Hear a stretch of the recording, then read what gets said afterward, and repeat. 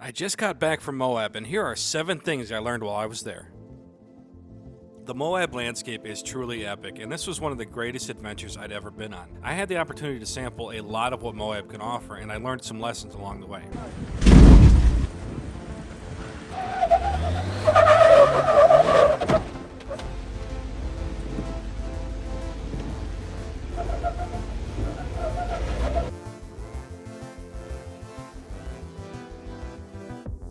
Number 1. Some of these obstacles you simply cannot navigate without a lot more experience than I had or a great spotter. Several times in my trip I got a little frazzled inside my Jeep and ignored the person helping me out. It got me in some pinches that I think were totally avoidable. I also saw some examples of other people doing this and it was clear. Pick a person, trust that person, and listen to that person. Number 2. You do not have to be overly modified to tackle many of these trails. Although it may get you up harder lines and avoid damage, a lightly lifted Jeep Wrangler with larger tires can do many of the most difficult obstacles in Moab. Which brings me to my 3rd lesson. Number 3. The Jeep Wrangler platform is more mind-blowing than I realized. These things are truly incredible. You aim at steering wheel and press on the gas and the Jeep will go. I became so confident in the Jeep's abilities over the week in Moab because it just never failed me.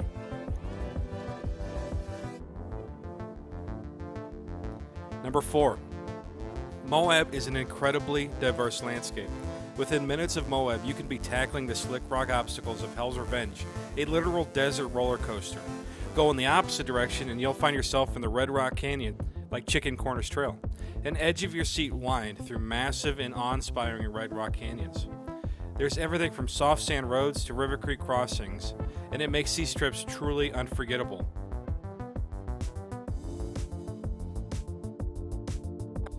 Number 5. Plan your trail. Let me tell you a quick story.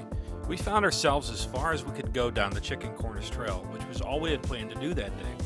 But we came across a trail that led further in and up out of the canyon. Some members of the party didn't want to follow, but I pressed on. Well, me and my pal Dino found ourselves on a Lockhart Basin trail, and we were too afraid to turn around and head back the way we came. We figured we would just press on. Well, several hours later, after getting lost, we found ourselves 31 miles south of Moab. We weren't prepared for that long of a day or to get that far away from town. The lesson I learned was to have a plan, and if you deviate, be prepared with water, food, and a better sense of direction.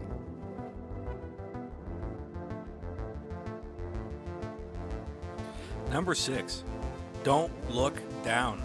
These trails in Moab can bring about rapid changes in elevation. I couldn't believe how high up some of the trails were and how close we would get to the edge at times.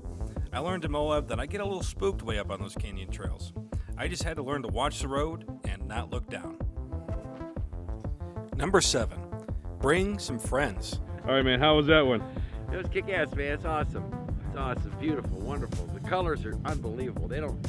You see that light weird green color? I've never seen that color. You know what I mean? Dino, what'd you think of the heights there, man? Yeah, hated it. Stomach is just starting to settle back down.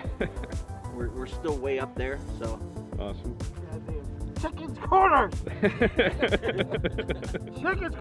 I came with my dad, a few of his longtime buddies, a friend of mine, and his family. It made the whole experience better.